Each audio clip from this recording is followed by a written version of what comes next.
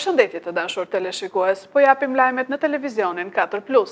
Mbledhja e Këshillit Bashkiak u zhvillua sot me debate të forta mes kryetares së Bashkisë Eriselda Sefa dhe kryetarit të grupit të këshilltarëve opozitar Klement Çela.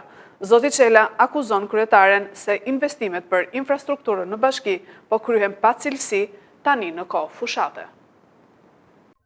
Sot më 1 prill u zhvillua mbledhja e Këshillit Bashkiak e muajit mars. Mbledhja filloi dhe u mbyll me debate të forta shoqëruar me tone të larta mes kryetares së Bashkisë Eriselda Sefa dhe kryetarit të grupit të këshilltarëve opozitar Klement Çela. Debatet, të cilat ishin jashtë rendit të ditës, u përqendruan tek investimet e planifikuara për 2025-ën që po kryen bashkia në terren, kryesisht në infrastrukturë. Zoti Çela theksoi që investimet po bëhen në kohë fushate dhe nuk janë transparente për qytetarët. Sa i përmbahet bashkia planit të investimeve, dhe pse nuk bëhet praktik që neve si këshilltar të informoheni dhe mos jemi kaq indiferent kur na pyesin qytetarët.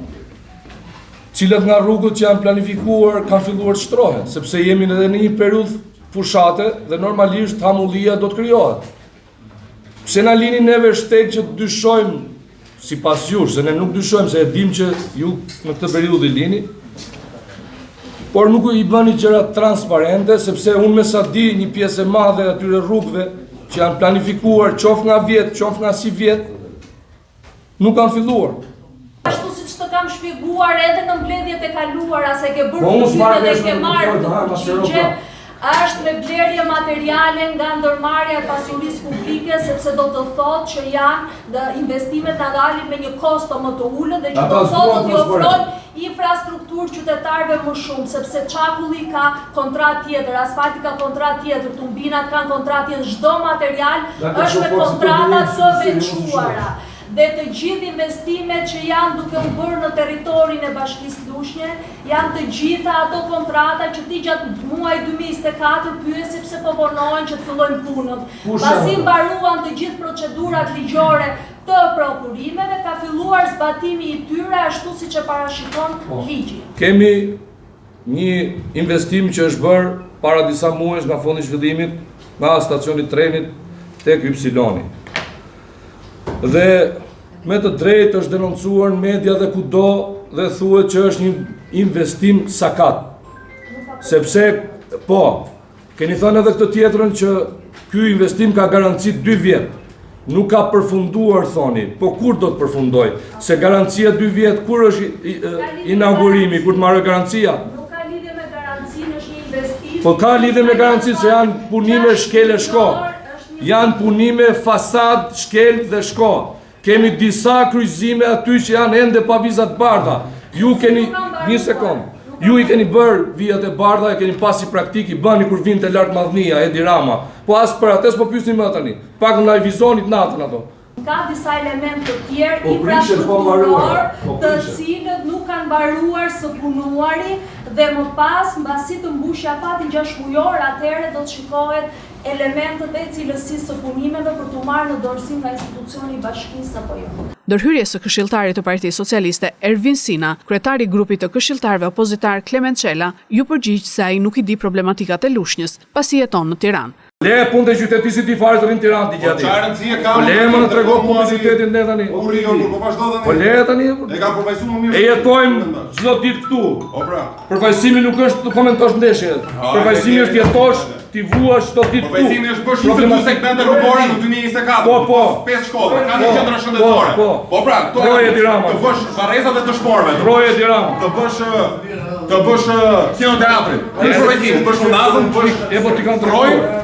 Dhe mos bësh politik me punën publike. Unë kam vërtetuar që s'bëj politik as për një gjë që ka interes publik. Zoti Sina gjatë reagimit pas akuzave të zotit Çela debatoi dhe me kryetarin e Këshillit Erjet Dhima. 2024 në shifra është viti me punët më të mira bashkiake në Lushnjë.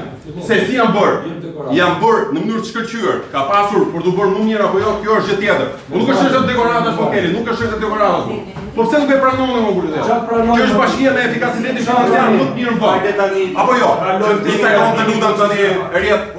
Ka mundësi të mbaroj jo Jo, ka mundsi patjetër të mbaroj tani. Çfarë punë bëj unë, çfarë punë bën tjetër. Një sekondë tani, të lutem. Tani gjithë ne këtu. Të lutem, o Ari, tani, se nuk mund bësh policin këtu. Ne ta. Do flasim me të gjithë me radhë. Po patjetër për tani. Jemi duke diskutuar dhe nuk mund ta bëjmë një lisin për gjëra të cilat këtu janë bërë mirë. Kjo është bashkia me efikasitetin financiar. Kjo është bashkia që ka fitur më shumë donacione. Apo nuk është kështu? Që janë bërë më shumë investime. Apo nuk është kështu? Që duhet bërë patjetër më shumë dhe duhet bërë më mirë. Patjetër, nuk diskutohet kjo.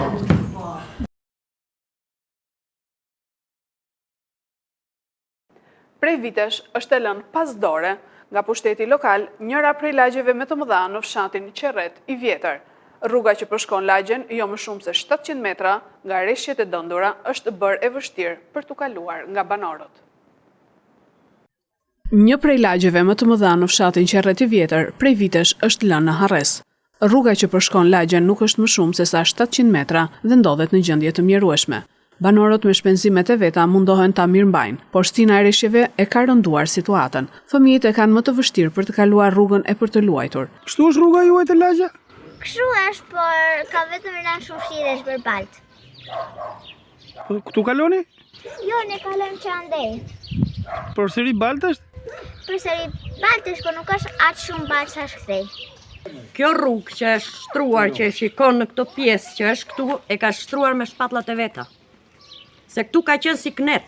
Jemi 45 familje që kemi kaq vite, 30 sa vjet demokraci, që as korrent kemi, as rrugë. Rrugën e kemi mirëmbajtur me para tona. Se 45 familje që janë të gjitha të banueshme, fëmijët kanë ikë po janë prindrit këtu. Përveç rrugës, edhe linjat e transmetimit të energjisë elektrike janë ato që kanë qenë para viteve 90 dhe banorët kanë vendosur vetë shtylla hekuri për kablot. Tensioni ulët, shpesh herë na prish pajisjet elektroshtëpiake, shprehen banorët. I knaqë makinat e hekrave me elektroshtëpiake. Vemi blejmë atje, vemi zihim dhe me ato, vim shtëpi një muj digjen. Tani çfarë bëjmë ne? Na bini korrendi, kemi kaq vite, do bjem. S'kemi punë me politik, nuk jam as një krahu.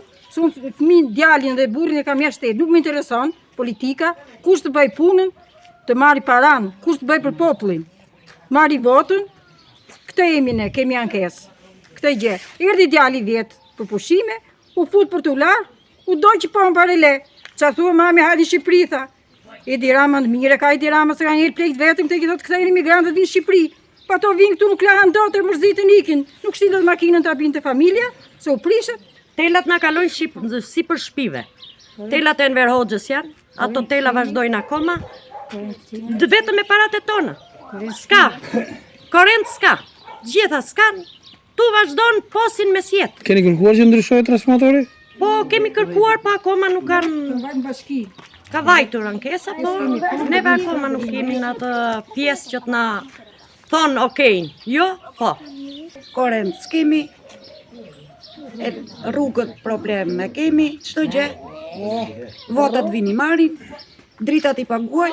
Kemi të rregull taksa. Nuk kemi, me taksa jemi në rregull, çfarë kemi me tjetër? Ju siç e shikoni dhe vetë, rrugë s'kemi, korrent s'kemi, telat e korrentit do të kalojnë sipër shtëpive. Telet e Enver Hoxhës. Këto kushte, plus dhe ato ekonomike, i detyrojnë banorët të braktisin fshatrat. Një stuhi e fort Breshëri ka goditur pas ditën e djeshme zonën e Frakullës në Fier, duke zbardhur rrugët dhe duke shkaktuar dëme të mëdha në bujqësi. Dëmtohen rreth 60 hektar me pemtari frutore. Stuhia e Breshërit me intensitet të lartë që ka zgjatur për disa minuta pa ndërprerje në zonën e Frakullës në Fier, ka shkaktuar dëme të konsiderueshme në nektarina, moll, dardha, ullishte, spinaq, por edhe në serat e mbjella me lulë shtrydhe. Fermerët e dëmtuar thonë se një breshër i tillë nuk ishte parë në zonë prej 20 vitesh. Ai bresh i djeshme nuk e shpar realisht pa edhe 20 vite të themi ka mbajtur 20 minuta. Po ai pash tash i pemt. Edhe pse nuk duken, për momentin pas 2-3 ditësh duke kishin marrë goditje në kokër. Lastar, gjethe, po në kokër sidomos që është prodhimi. Edhe ajo tash me rritjen e kokrës zmadhohet plaga dhe nuk bën për tregme.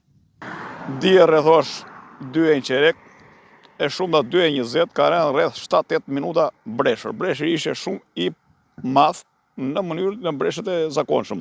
Dhe demin që bëri, e bëri gjithnjë në pemtari, në ullinjt, u shkundi lulen, në nektarinën i la një blan që ajo nuk shitet kur, dhe në versari i kaputi dhe dekat me gjithë gjethe. Unë nuk kam parë asnjëherë breshën ka fare. Është herë e parë që bie breshër dhe breshi pa parë, mbi 10 pond bresh. Ka ndenjur rreth 4-5 orë pa shkrirë.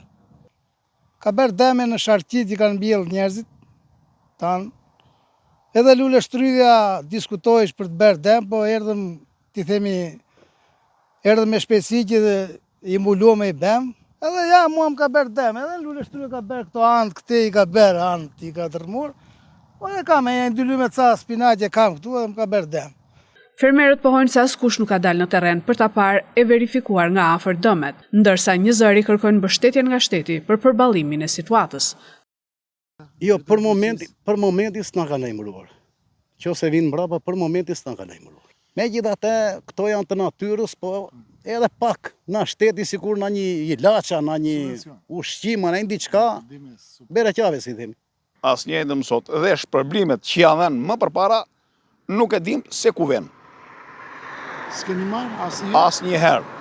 Ndash në pemtarim që kanë mbjell una që janë shpërblim nga shteti, ndash edhe kështu asnjëherë neve s'ke marrë shpërblim. Jo, nuk ka ardhur. Jo, dashnor Troka, ti themi ai i komunës tu, po, ai ka dalë dije, ka dalë. Ka dalë, u takuam kështu thjesht, edhe tha që do dalim, tha për të parë, tha çfarë dëmesh janë bërë. Mendoni se mund të ketë dëm shpërblim për fermerët e dëmtuar? Po tash di, neve syt na shteti kemi, po. Ndërkohë, sipas informacionit të marrë pranë drejtorisë së bujqësisë Fier, janë dëmtuar rreth 60 hektar me pemtari frutore, ndërsa specialistë të bujqësisë pritet të verifikojnë dëmet. 7 makina u përfshin pas ditën e djeshme në aksident me disa të plagosur në autostradën Lushnjë-Vlorë, pranë kthesës së Pojanit. Policia ka arrestuar 54 vjeçarin që shkaktoi përplasjen, procedohet dhe një i ri. 7 makina u përfshin pas ditën e djeshme në aksident me disa të plagosur në autostradën Lushnjë-Vlorë pranë kthesës së Pojanit. 7 automjetet udhëtonin në drejtim të Vlorës.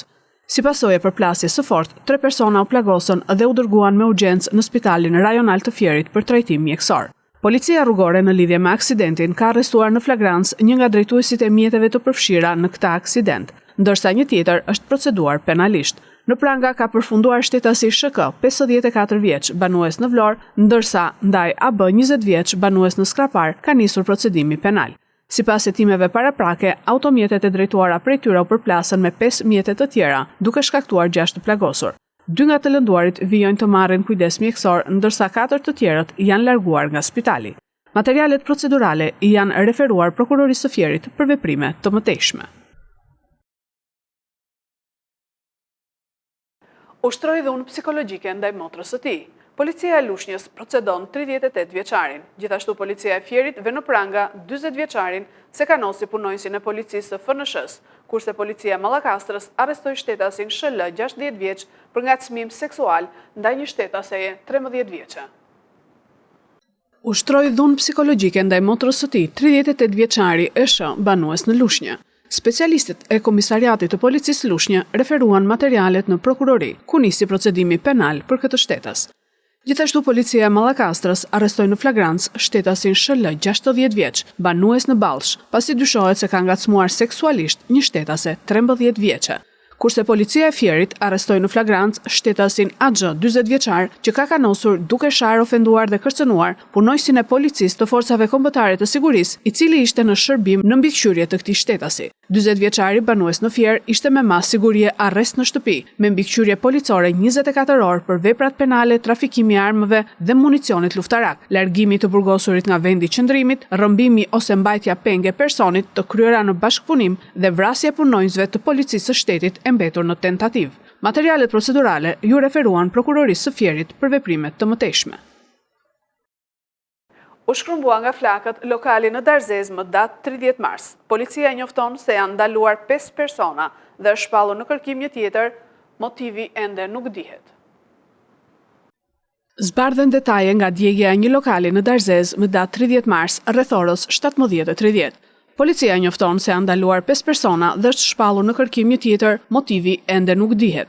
Në vijim të informacionit të dhënë më datë 30/3/2025, mbi djegjen e një lokali në plazhin e Darzezës, informojmë se në vijim të veprimeve hetimore dhe operacionale në lidhje me rastin, u ndaluan shtetasit AT 23 vjeç, EM 20 vjeç, AS 20 vjeç, EL 19 vjeç dhe DL 19 vjeç, të pestë banues në Fier, si dhe u shpall në kërkim shtetasi AR 19 vjeç, pasi dyshohen si autor të këtij rasti. Vijon puna për kapjen e shtetasit AR, si dhe në drejtimin e prokurorisë, po kryen hetime për të individualizuar përgjegjësinë penale të secilit prej këtyre shtetasve, si dhe për të dokumentuar shkakun e zjarrit. Dëmi shkaktuar është rreth 30 milion lekë të vjetra, janë djegur edhe 100 shezllone dhe 60 çadra. Dyshohet se zjarri ka qenë aksidental, pasi lokali ka patur vizitorë që kanë konsumuar pije dhe cigare. Energjia elektrike ishte ndërprer, se lokali punon vetëm gjatë sezonit të verës. Materialet procedurale ju referuan prokurorisë së Fierit për veprën penale shkatërimi i pronës me zjarr, kryer në bashkëpunim. Ky është edicioni lajmeve për sot. Lajmet i gjeni dhe në internet në website-in 4plusmedia.tv. Bashk mirupafshim.